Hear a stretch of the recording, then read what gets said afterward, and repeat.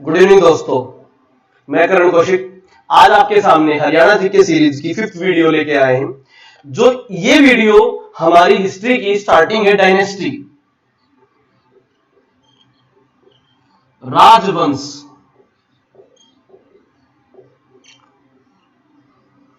बहुत ही ज्यादा important video है ये। इस वीडियो को स्टार्ट करने से पहले हम कुछ चीजें जानना चाहेंगे आपसे। वॉइस बिल्कुल क्लियर है? हाँ जी, बिल्कुल वॉइस क्लियर है विक्रम जी, नरेंद्र सिंह, एक बार वॉइस के बताइए, वॉइस बिल्कुल क्लियर है? फिर हम स्टार्ट करें लेक्चर। बताइए वॉइस के बारे में।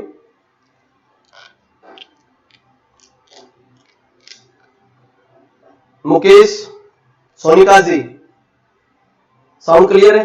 क्लियर है, चलो। हाँ, नोटिफिकेशन के बारे में हम लास्ट के 5 मिनट में आपको बताएंगे, उसके एचसीएस के रिगार्डिंग। अभी आप यहां पर पहले हम अपना टॉपिक क्लियर करते हैं। ध्यान से समझना, राजवंश बहुत ज्यादा हुए हैं, जैसे राजवंश मौर्य, गुप्त, सातवाहन, कुषाण, ऐसे बहुत सारे राजवंश हुए हैं। अब इन राजवंश में हमें क्या पढ़ना है? मैंने कल भी बताया था और आज भी बता रहा हूं मैं कि राजवंश में हमें वो चीज पढ़नी है जिनका हमारे पास लिखित साक्ष्य हो। हम नहीं पढ़ेंगे कि मौर्य काल में कौन राजा हुए, किसने क्या किया। हम केवल ये पढ़ेंगे जो पेपर में आएगा। पेपर में क्या आएगा? पेपर में वो आएगा जिनके लिखित रूप में साक्ष्य मिले हैं। जैसे मोहरों के साक्ष्य मिले हैं, जैसे सिक्कों के साक्ष्य मिले हैं। हाँ, उन सिक्कों का कंपैरिजन जानेंगे कि किसमें क्या क्या मिला है। अगर एक जगह पर 2 वंशों के साक्ष्य मिले तो पेपर में आ जाए तो हमें कौन सा आंसर लगाना है, ये भी बहुत इंपॉर्टेंट चीजें हैं जो हम जानेंगे। तो अंकुश राणा जी, नसीब कुमार जी, हम क्लास स्टार्ट करते हैं। Good afternoon to everyone. ठीक है, अब हम स्टार्ट करते हैं। ध्यान से समझना। जैसा कि मैंने बताया, हमारा पहला राजवंश स्टार्ट होता है हिस्ट्री में मौर्य वंश। इससे पहले भी वंश थे, परंतु मौर्य वंश सबसे बड़ा वंश था। पहला क्वेश्चन ये आता है, मौर्य वंश के हमें अभिलेख कहां मिले? तो पहला बहुत अच्छा अभिलेख है, मौर्य वंश का अभिलेख है टोपरा। क्वेश्चन कैसे आएंगे, मैं पहला अभिलेख कंप्लीट कराने के बाद आपको बताऊंगा कि क्वेश्चंस कैसे कैसे आएंगे। टोपरा अभिलेख कहां पर मिलता है? टोपरा अभिलेख रादौर तहसील,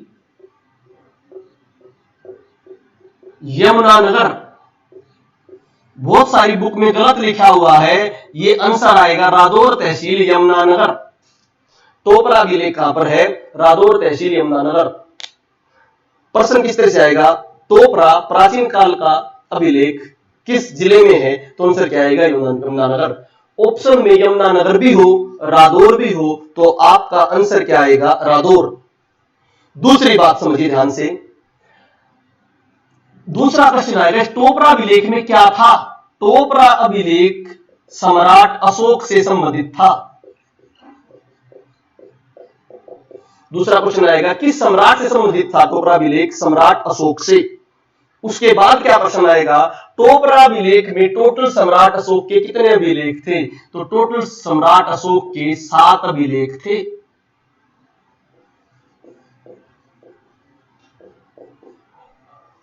अगला प्रश्न आएगा, टोपरा अभिलेख। टोपरा अभिलेख के बारे में हिस्टोरिकल बातें। टोपरा अभिलेख के बारे में जैसे मैं बात करूं, टोपरा अभिलेख सम्राट अशोक ने बनाया, उसमें टोटल 7 अभिलेख थे, परंतु 12वीं शताब्दी में चौहान वंश के बीसल देव, कौन से वंश के? चौहान वंश के बीसल देव, जिनका हिस्ट्री में जानते हैं हम विग्रहराज चतुर्थ। विग्रहराज चतुर्थ,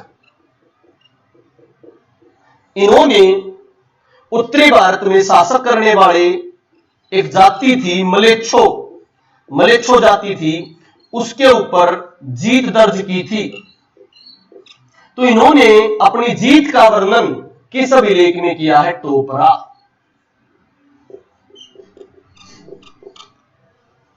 तो अगला प्रश्न बहुत इंपॉर्टेंट आता है, टोपरा अभिलेख मैंने सबसे पहले बता दिया टोपरा अभिलेख मौर्य काल का। पेपर में आ जाए कौन से काल का अभिलेख है? मौर्य काल का।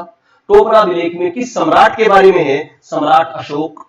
टोपरा अभिलेख कहां पर है? रादौर तहसील में यमुनानगर, यहां पर बनवाया था। उसके बाद टोपरा अभिलेख में केवल सम्राट अशोक का वर्णन है या अशोक के अलावा 12, क्योंकि अशोक जो था वो तो 325 या तुम बोल सकते हो अराउंड 250 बीसी के अराउंड, बिल्कुल एग्जैक्ट तो 200 ईसा पूर्व के अराउंड अशोक ने टोपरा अभिलेख बनवाया था।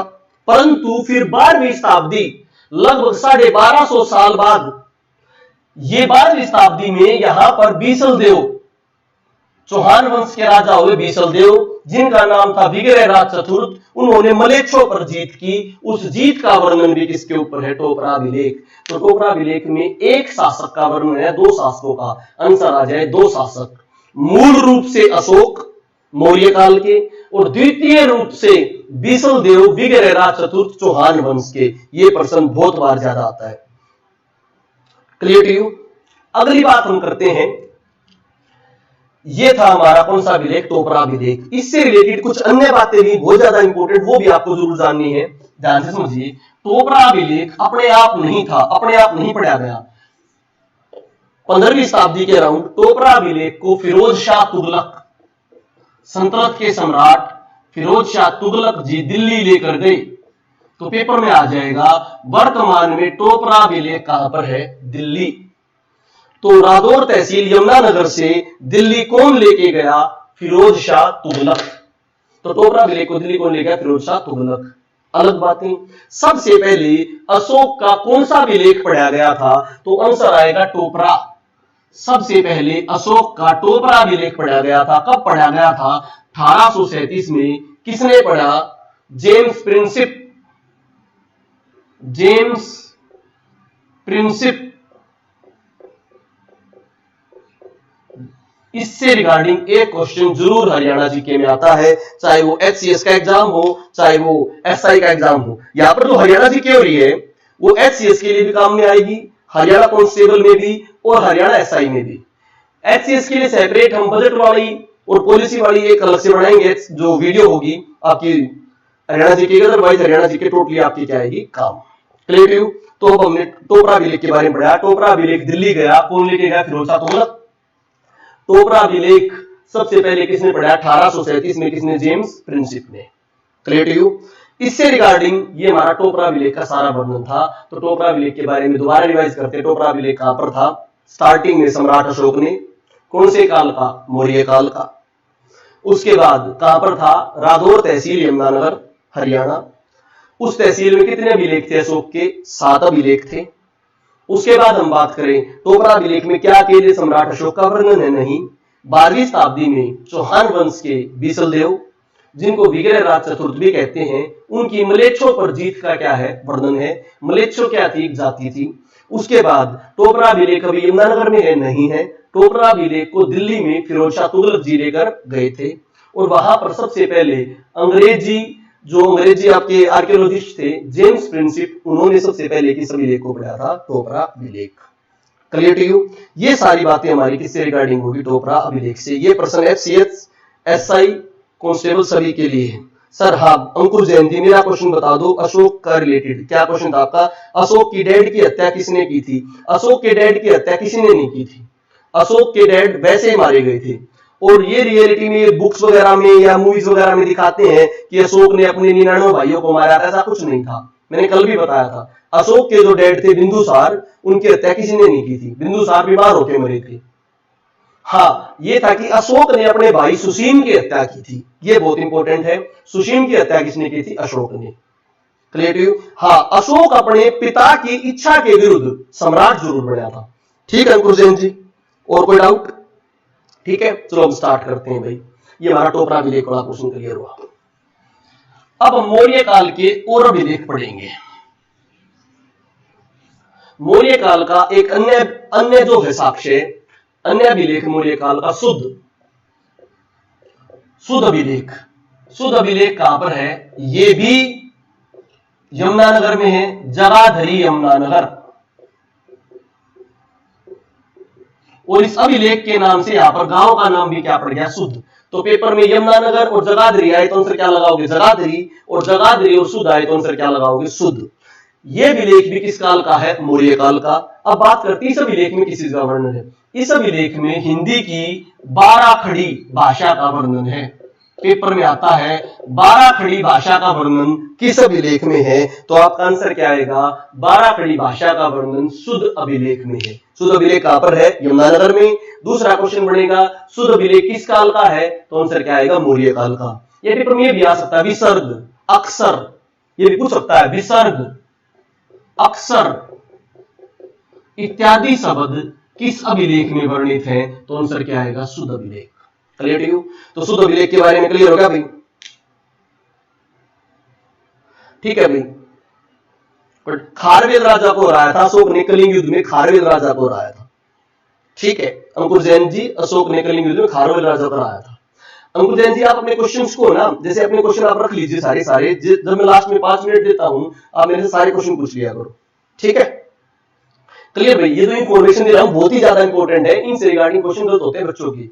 तो सुध अभिलेख भी कौन से काल का, मौर्य काल का। अभी तक प्रश्न इस तरह नहीं पूछे कौन से काल का, जब ये कौन से काल का पूछेगा तो आप वो बच्चे होंगे जो इनको आंसर कर सकोगे, ये मैं गारंटी देता हूं। जो ये बच्चे होंगे हरियाणा जीके की जो लाइव क्लास लगा रहे हैं, ये वो बच्चे होंगे जब भी कभी पेपर में घुमा के पूछेगा तो आप लोग आंसर करने में क्या होंगे, सक्षम, ठीक है। आप उस टाइम आंसर करने में बिल्कुल सक्षम होंगे। तो पेपर में आ जाए शुद्ध अभिलेख जगाधरी। शुद्ध अभिलेख किससे संबंधित है, हिंदी भाषा से। हिंदी भाषा के कौन से रूप से, 12 खड़ी। कौन से अभिलेख में अक्षर में विसर्ग का वर्णन है, तो आंसर आएगा शुद्ध अभिलेख। कौन से काल का, मौर्य काल का। कौन से सम्राट से संबंधित, अशोक से। क्लियर। अभिलेख मौर्य काल में अशोक से संबंधित है। अगला क्वेश्चन आ जाए कि करनाल, करनाल अभिलेख, करनाल अभिलेख भी किस काल का है, मौर्य काल का। करनाल अभिलेख क्या है, पहली बात तो करनाल अभिलेख अपूर्ण अभिलेख है, पूरा नहीं है भाई। करनाल अभिलेख अपूर्ण अभिलेख है, ये पूरा नहीं है। दूसरी बात, करनाल अभिलेख खरोष्ठी लिपि में है। ये बात क्यों इंपॉर्टेंट, ध्यान से समझिए। सम्राट अशोक के ज्यादातर अभिलेख जो पूरे भारत में मिले हैं, चाहे बिहार में, यूपी में, मध्य प्रदेश में, राजस्थान में, कहीं पर भी मिले हैं, सम्राट अशोक के सभी अभिलेख, मोस्टली अभिलेख ब्राह्मी लिपि में है। केवल करनाल का अभिलेख और अफगानिस्तान के लघुमान वगैरह अभिलेख, ये अभिलेख किस लिपि में, खरोष्ठी लिपि में। खरोष्ठी लिपि उर्दू की तरह है। कैसे लिखी जाएगी भाई, जैसे हम लिखते हैं लेफ्ट टू राइट, खरोष्ठी लिपि लिखी जाएगी राइट टू लेफ्ट। इसलिए तो मैंने बताया करनाल में है या पाकिस्तान अफगानिस्तान में। तो बहुत इंपॉर्टेंट प्रश्न बनता है पेपर में आ जाए नेशनल जीके में कि अशोक के ज्यादातर अभिलेख किस लिपि में है, तो आंसर आएगा ब्राह्मी। परंतु अशोक का करनाल अभिलेख किस लिपि में है, खरोष्ठी। और करनाल अभिलेख कैसा अभिलेख है, अपूर्ण अभिलेख। पेपर में आ जाए अपूर्ण अभिलेख कौन सा है, करनाल। या अपूर्ण अभिलेख कौन से काल का है, मौर्य काल का। किस राजा से संबंधित है, अशोक। क्लियर भाई। हाँ, ये अंकुर जैन जी मैंने पहले ही बताया आपको, टोपरा अभिलेख का जो बुक्स में अंबाला से वर्ड लिख रखा है, एक्चुअली में टोपरा नामक जगह बुक बहुत पुरानी प्रिंटेड थी। उस समय यमुनानगर नहीं बना था और वो बुक वालों ने कभी चेक नहीं किया। टोपरा जो है वर्तमान में रादौर में है, और रादौर किस में है, यमुनानगर। इसीलिए एग्जामिनर अगर अच्छी तरह पूछे तो इसका आंसर रादौर और यमुनानगर आएगा। क्लियर। खरोष्ठी लिपि मैंने बता दिया कीर्तिका लाहौत जी की खरोष्ठी लिपि राइट टू लेफ्ट लिखी जाती है, और खरोष्ठी लिपि मोस्टली हमारी करनाल अभिलेख में दिखती है और पाकिस्तान के लघुमान में शतमान अभिलेख में मिलती है। अदरवाइज अशोक के सारे अभिलेखों में कौन सी लिपि है, ब्राह्मी। उर्दू की तरह होती है खरोष्ठी लिपि। अगली बात, तो अशोक के हमारे पास 3 अभिलेख मिले, तीनों मैंने पढ़ा दिए। कौन से भाई, मौर्य काल के अभिलेख बोलो या अशोक के अभिलेख बोलो। टोपरा हो चुका है, सुध हो चुका है, करनाल हो चुका है। अब और क्या मिला है मौर्य काल का हमें, मौर्य काल में हमें थानेसर कुरुक्षेत्र में एक स्तूप मिला है। स्तूप क्या होता है, जैसे अपने यहाँ पे मढ़ी या वो बना देते हैं समाधि वगैरह, उस समय बुद्ध धर्म से रिगार्डिंग कोई समाधि वगैरह बनाते हैं तो उसको स्तूप कहते हैं। तो थानेसर कुरुक्षेत्र में बुद्ध का स्तूप मिला है। तो पेपर में आ जाए बुद्ध का स्तूप कहां है, थानेसर कुरुक्षेत्र में। किस काल का है ये? मौर्य काल का। किसने बनाया? सम्राट अशोक ने। क्लियर? तो स्तूप आ जाए तो थानेसर कुरुक्षेत्र, अदरवाइज 3 अभिलेख मिले हैं, टोपरा, शुद्ध, करनाल। तीनों की नॉलेज दे चुका हूं। टोपरा में 7 अभिलेख थे, विग्रह चतुर्थ का भी था, सारी की सारी इंफॉर्मेशन दे चुका हूं। करनाल अपूर्ण अभिलेख है, शुद्ध में 12 खड़ी का वर्णन मिलता है। ठीक है भाई। नहीं, 12 खड़ी हिंदी के रूप को बोलते हैं हम, देवनागरी जो हमारी स्क्रिप्ट है ना, इसे लिख ली 12 खड़ी से। क्लियर? रितु कल्याण जी करें इसको हम आगे। ये हमारा कौन सा वंश था? मौर्य वंश। मौर्य वंश के बाद क्या हुआ? थोड़ी नेशनल हिस्ट्री को जान लेते हैं। मौर्य वंश के बाद क्या हुआ? जैसे ही ये मौर्य वंश था, मौर्य वंश का अंतिम राजा था वृद्धत। क्योंकि मौर्य वंश में चंद्रगुप्त मौर्य जैन धर्म के फॉलोअर थे, अशोक बुद्ध धर्म के फॉलोअर थे। तो वृद्धत जो था ये शुंग वंश से था। वृद्धत जो मौर्य वंश से था, इसको शुंग वंश के राजा पुष्यभूति शुंग ने वृद्धत की क्या कर दी? हत्या कर कर भारत में कौन से वंश की नींव डाली? शुंग वंश की। तो पेपर में आता है मौर्य वंश का अंतिम शासक कौन था? वृद्धत। उसकी हत्या किसने की? पुष्यभूति शुंग ने। और यहां पर भारत में कौन सा वंश डाला? शुंग वंश। क्लियर? अब पेपर में कई बार आता है कि शुंग से संबंधित क्या है? शुंग से संबंधित भारत में मूर्तियां मिली हैं, शुंग कालीन मूर्तियां। शुंग कालीन मूर्तियां कहां मिली है? शुद्ध यमुनानगर। देखो शुद्ध दोबारा आ गया। तो पेपर में ध्यान देना, अगर शुद्ध से संबंधित अभिलेख प्रश्न में आए, क्या प्रश्न में आए? अभिलेख, तब आपने क्या लगाना है? मौर्य काल का, सम्राट अशोक। और शुद्ध से रिलेटेड मूर्तियां आए, क्या आए? मूर्तियां, तब आपने आंसर क्या लगाना है? शुंग कालीन। क्लियर? शुंग कौन था? मैंने हिस्ट्री के लिए बता दिया। शुंग कौन था भाई? मौर्य वंश के अंतिम शासक वृद्धत की हत्या करने वाला पुष्यभूति, उसी ने भारत में किस वंश की स्थापना की थी? शुंग वंश की। क्लियर? चलो जी आगे देखिए। मौर्य के समय अंकुर जैन जी, अब इस बात को भी क्लियर कर देता हूं अंकुर जैन जी में आपकी। मौर्य के समय भारत के हरियाणा के ऑलमोस्ट जिलों में व्यापार होता था, परंतु व्यापारी केंद्रीय अंबाला यमुनानगर वाले ज्यादा थे। व्यापार सब जगह होता था, ऐसी कोई बात नहीं कि डिस्ट्रिक्ट में व्यापार होता, सब जगह व्यापार होता था। ठीक है, व्यापार के केंद्र अलग अलग थे। वो ऑप्शन पे डिपेंड करता है कि सामने वाला ऑप्शन कौन क्या क्वेश्चन दे रहा है, उस समय कौन सा व्यापारी केंद्र ज्यादा अच्छा था। अगली बात देखिए भैया आप, अब मैं बात करता हूं कुषाणों को कुनिद प्लस अर्जुनायन प्लस जनराज्य ने कहा हराया था। ये कभी प्रश्न में आता है कि कभी कभी कहां हराया था, तो ये अगर प्रश्न में आता है तो उत्तरी भारत के जो हमारी सीमा है, जो हमारी यमुना नदी की सीमा है, इसके आसपास हराया था। शुद्ध सोनीपत में भी कोई जगह है? नहीं, सोनीपत में कोई जगह है शुद्ध नहीं है। अगर कोई गांव हो तो वो कह नहीं सकते, परंतु शुद्ध जो फेमस जगह है वो यमुनानगर में है, राणा साहब। ठीक है, चलो तो आगे करते हैं।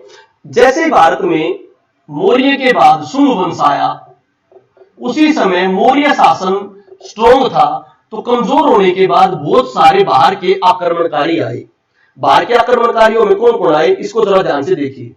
बाहर से आक्रमणकारी, सबसे पहले बाहर से बंदे आए इंडो ग्रीक। पेपर में आता है मौर्यों के पतन के पश्चात सबसे पहले कौन से बाहरी आक्रमणकारी आए, तो आंसर आएगा इंडो ग्रीक। तो इंडो ग्रीक जो बाहरी आए, उनका प्रथम राजा कौन था, संस्थापक कौन था? संस्थापक आएगा डिमिटेरियस। बहुत अच्छा प्रश्न है कि मौर्यों के पतन के पश्चात सबसे पहले कौन से आक्रमणकारी आए? Indo Greek. उनका संस्थापक कौन था? डिमिटेरियस। क्लियर भाई?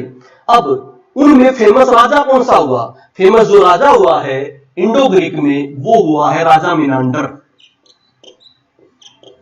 क्या बात है मिनांडर के बारे में खास? मिनांडर राजा बुद्ध धर्म का अनुयायी बना।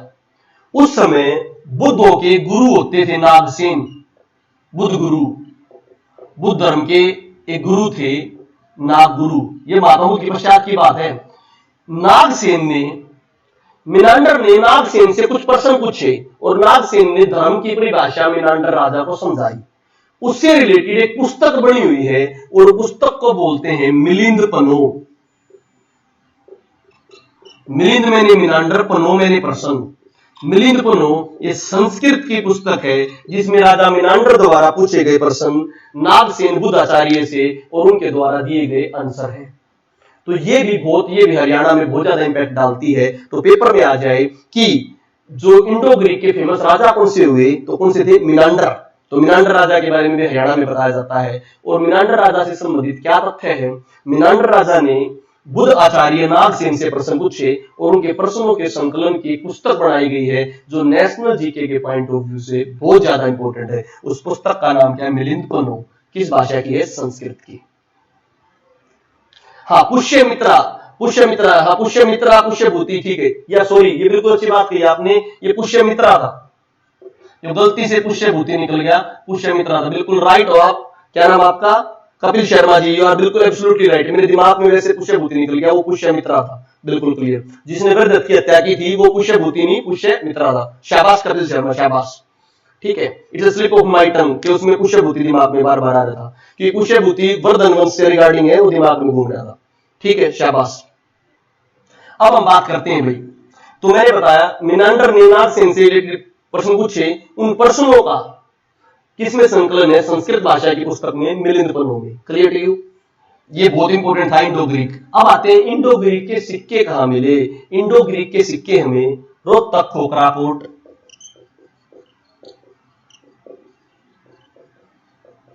व औरंगाबाद, भिवानी,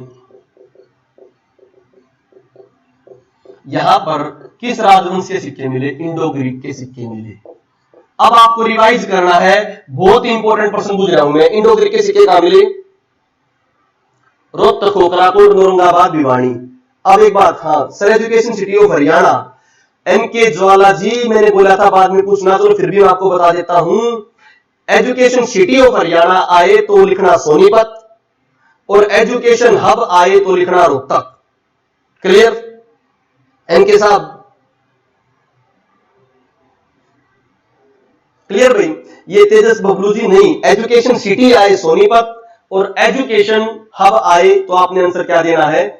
रोहतक। अब मैं जो बता रहा हूं इस पे ध्यान दो, थोड़ा बहुत इंपॉर्टेंट है। मेरा क्वेश्चन आपके सामने है। मिलिंद पन्नो के राइटर नागसेन, माही शर्मा जी, नागसेन। मिलिंद पन्नो के राइटर नागसेन, जैन आचार्य, बुद्ध आचार्य, सॉरी। अब मेरा क्वेश्चन बताओ, मैंने बताया इंडो ग्रीक के सिक्के कहां मिले? खोखराकोट व औरंगाबाद। खोखराकोट रोहतक और औरंगाबाद भिवानी। ये दोनों नाम हम पहले भी पढ़ चुके हैं।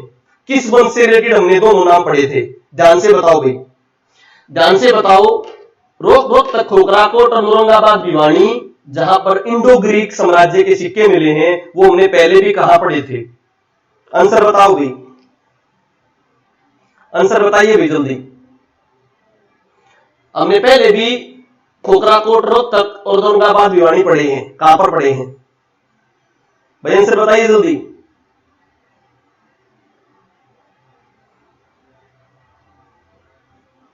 जो सबसे ज्यादा आंसर बताएगा उसको अपने पर्सनल नोट्स भी दूंगा भाई मैं, कभी भी रोहतक आगे ले जाना।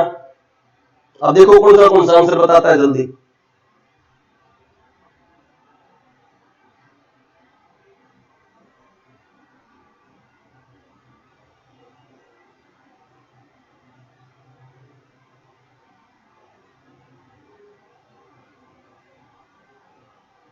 शाबाश सोनू भाटी, एक्सीलेंट। रितु गाल्याण, एक्सीलेंट। दोनों ने योद्धे बताया, बहुत बढ़िया। राम बिश्नोई ने भी योद्धे बताया, बहुत बढ़िया। अंकुश राणा ने भी योद्धे बताया, शाबाश। योद्धे गणराज्य संदीप बजाड़ जी भी, शाबाश। अब बात है, हाँ खोखराकोट में ग्रीक के भी मिले थे, परंतु मैंने इंपॉर्टेंट बताया था दोनों बातें योद्धे से रिलेटेड। अब बस शाबाश। अब देखिए ध्यान से, मैंने बताया था रोज योद्धे गणराज्य की राजधानी क्या थी? औरंगाबाद भिवानी। और उसका पुराना नाम क्या बताया था? प्रकटनाथ। और मैंने ये बताया था योद्धे गणराज्यों के सिक्कों के साचे, सिक्के डालने के साचे कहां पर मिले? खोखराकोट, रोहतक। शाबाश। तो अब तुम कंफ्यूज मत होना, जब वो राजधानी पूछे ना, वो क्वेश्चन पूछे, ध्यान से क्वेश्चन, वो बोले औरंगाबाद भिवानी का क्षेत्र, किस क्षेत्र की राजधानी थी, किस राजवंश की राजधानी थी, तब आपका आंसर क्या आएगा? योद्धे। पेपर में आ जाए औरंगाबाद भिवानी में किसके सिक्के मिले, किस राजवंश के सिक्के मिले, तो फिर क्या आएगा? Indo Greek. खोखराकोट में किन के सिक्कों के साचे थे, तो आंसर आएगा योद्धे। खोखरा कोट में किसके सिक्के थे, तो आंसर आएगा Indo Greek. Clear to you? आगे हम स्टार्ट करते हैं, शाबाश। अगला देखिए, इंडो ग्रीक के बाद हरियाणा में आए शक। शक आए। शक्कों के फेमस राजा थे रुद्रामन। रुद्रामन ने क्या कराया था, इन्होंने सुदर्शन झील का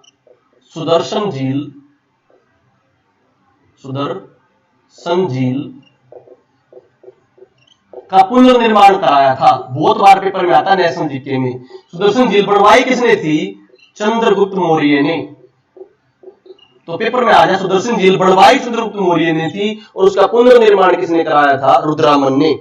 रुद्रामन कब आए, इंडो ग्रीक के बाद भारत में कौन आए, शक, और शक्कों में राजा कौन हुए, रुद्रामन। अगला पॉइंट, इन शक्कों रुद्रामन के वंशजों को भारत के एक राजा थे, उज्जैन के राजा वीर विक्रमादित्य। वीर विक्रमादित्य ने शक्कों के राजा रुद्रामन के वंशजों को हराया था और हराने के बाद भारत में सबसे पहले उन्होंने पूरे देश के लिए कैलेंडर बनाया था और वो कैलेंडर किस पर आधारित था, चंद्रमा पर आधारित। और इस कैलेंडर को हम जानते हैं विक्रम संवत के नाम से। विक्रम संवत 58 BC। बहुत इंपॉर्टेंट पॉइंट है भाई, ध्यान से समझना। सबसे पहले इंडो ग्रीक के बाद कौन आए, शक। शक्कों का फेमस राजा कौन हुआ, रुद्रामन। रुद्रामन ने क्या काम कराया, सुदर्शन झील का निर्माण कराया। ये वही सुदर्शन झील है जो चंद्रगुप्त मौर्य ने बनाई थी। फिर क्या हुआ, इस वंश के उत्तराधिकारी कमजोर हुए और भारत के एक बहुत ही महान राजा, कौन सी नगरी के राजा, उज्जैन नगरी के राजा विक्रमादित्य थे। उन्होंने इन शक्कों के वंशजों को हराया और भारत में सबसे पहले कैलेंडर बनाया, अपनी संवत चलाई, अपना कैलेंडर, अपना टाइम काल बनाया और उस कैलेंडर को क्या बोलते हैं, विक्रम संवत। कब बनाया, 58 BC। किस पर आधारित था, चंद्रमा पर आधारित था। ये भारत के पहले ऐसे राजा थे, जिन्होंने, ये 27 दिन के आधार पे होता, 254 दिन का होता था, 354 डेज का 27 दिन का कैलेंडर होता, 354 दिन का। क्योंकि एक लूनर मंथ में, चंद्रमा वाले मंथ में 27.4 डेज होते हैं, 27.4 दिन। ठीक है, 27.4 दिन होते हैं कैलेंडर में। 12 महीनों में कितने हो जाएंगे, 354 दिन। तो बहुत इंपॉर्टेंट प्रश्न है भाई। रुद्रामन का भाई किसके, भाई रुद्रामन झील का किसने कराया, सुदर्शन झील का पुनर्निर्माण रुद्रामन ने कराया। इसका निर्माण चंद्रगुप्त मौर्य ने कराया था। इसके वंशजों को विक्रमादित्य ने हराया। तो विक्रमादित्य ने हराने के बाद अपना कैलेंडर बनाया, उसको क्या बोलते हैं, विक्रम संवत। कब हराया, 58 BC में। ये विक्रम संवत किस पर आधारित था, चंद्रमा पर आधारित था। कितने दिन थे, 354। 12 महीने थे, चैत्र वैशाख सावन भादवा जो हमारे है महीने, इन्हीं 12 महीनों के आधार पर था। और एक महीने में कितने दिन होते थे, 27.4 दिन। क्लियर टू यू भाई? हाँ, जम्मू में अंकुश राणा जी, जम्मू में। ठीक है, आइए आगे। फिर हम बात करते हैं, शक्कों के बाद भारत में आए कुषाण वंश। कौन सा वंश आया, कुषाण वंश। ध्यान दीजिए, शक्कों के बाद आया कुषाण वंश। कुषाण वंश के संस्थापक थे कन्फिडियस प्रथम।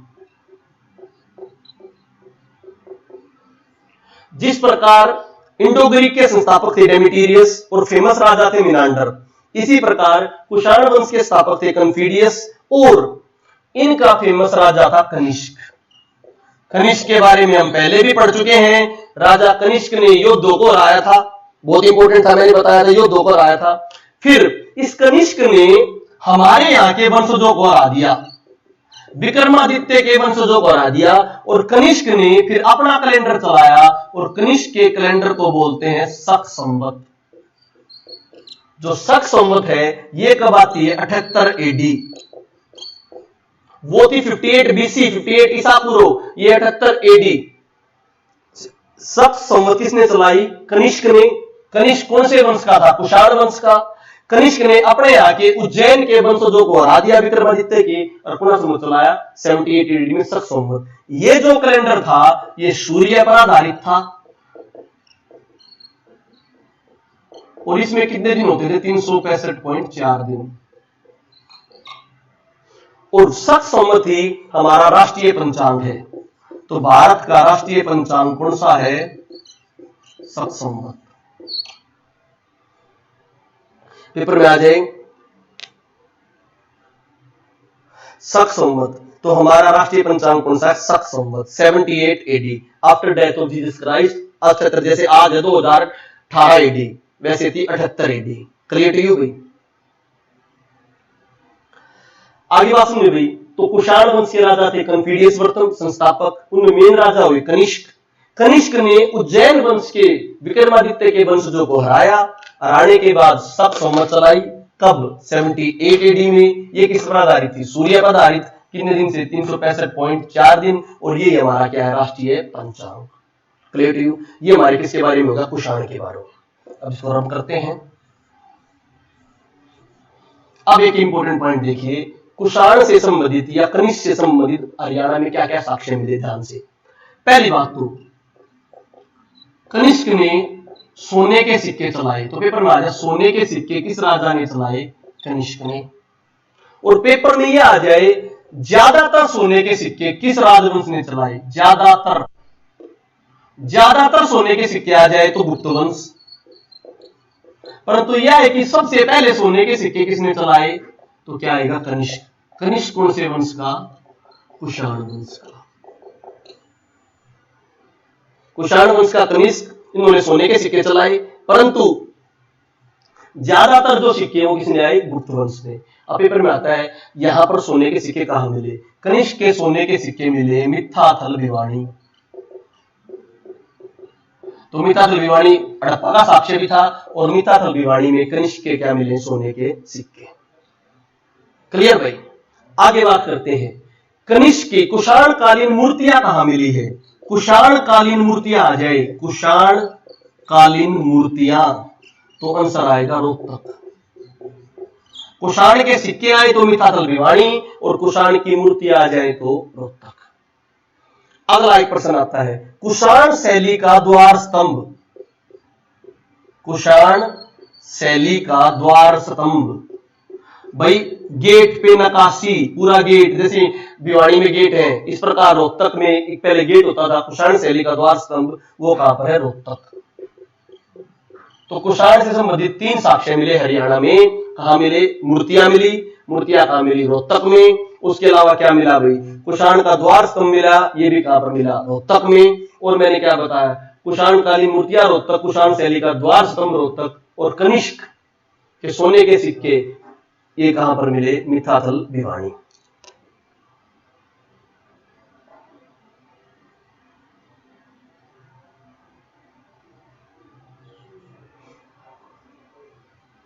शुद्ध सोने के सिक्के आए, ये भी कनिष्क आएगा, कुषाण वंश आएगा। ज्यादातर सोने के सिक्के आए तब आएगा आपका गुप्त वंश। क्लियर भाई? अब हम बात करते हैं ज्यादातर सिक्कों में गुप्त और पहले सोने के सिक्के कनिष्क। ये हुआ हमारा कनिष्क कुषाण वंश का। इसके बाद कुषाणों के सामंत थे गुप्त। कुषाणों के सामंत कौन थे? गुप्त।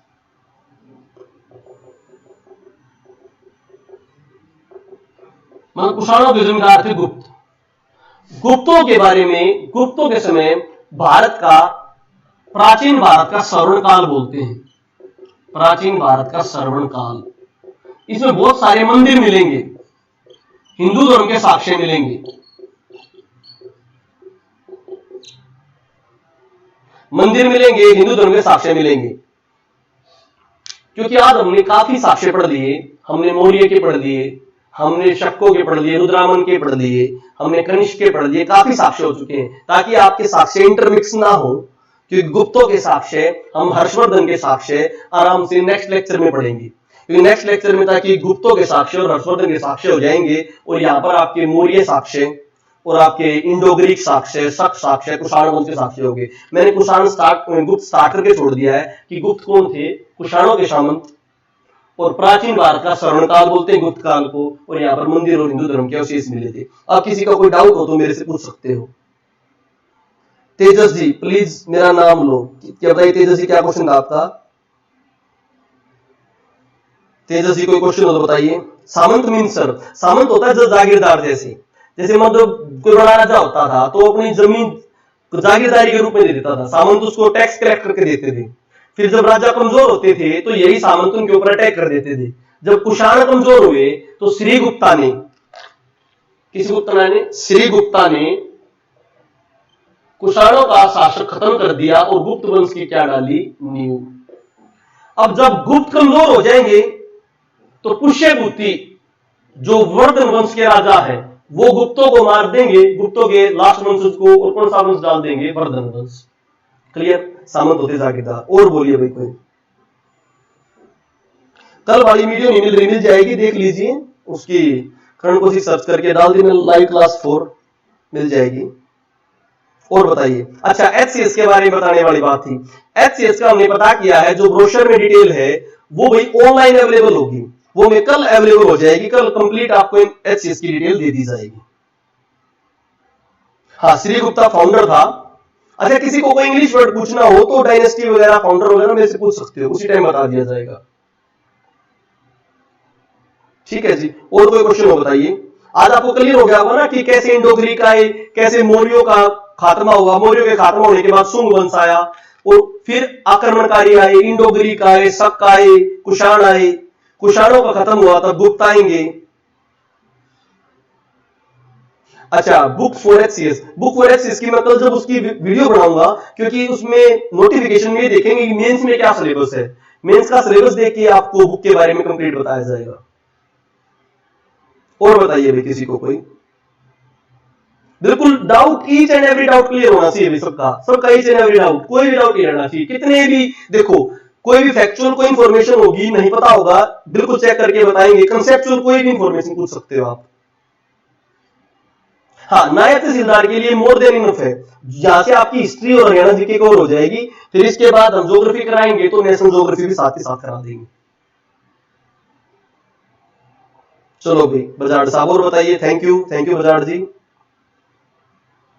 विकिपीडिया आपके नियर बाय किसी उससे बुक स्टोर से मिल जाएगी, आप क्वेश्चन वो डाल देना, प्रदीप सर बता देंगे कि आप जहां से भी होगे, रोहतक से या सोनीपत से, वहां के नियर बाय बुक स्टोर बता देंगे, जहां पे मिल जाएगी। ठीक है, चलो बच्चों, आपके डाउट ऑलमोस्ट कंप्लीट हो गए हैं, तो अब के लिए अलविदा चाहेंगे। फिर आपको कल मिलेंगे। कल वाला जो टॉपिक बचा हुआ हमारा गुप्त वाला, और ये वाला टॉपिक कंप्लीट कराएंगे। ठीक है, जिसको भी जो बुक नहीं मिलती वो डाल दो कि वो कहां से है, उसका रिप्लाई प्रदीप सर आपको कर देंगे। ठीक है सर।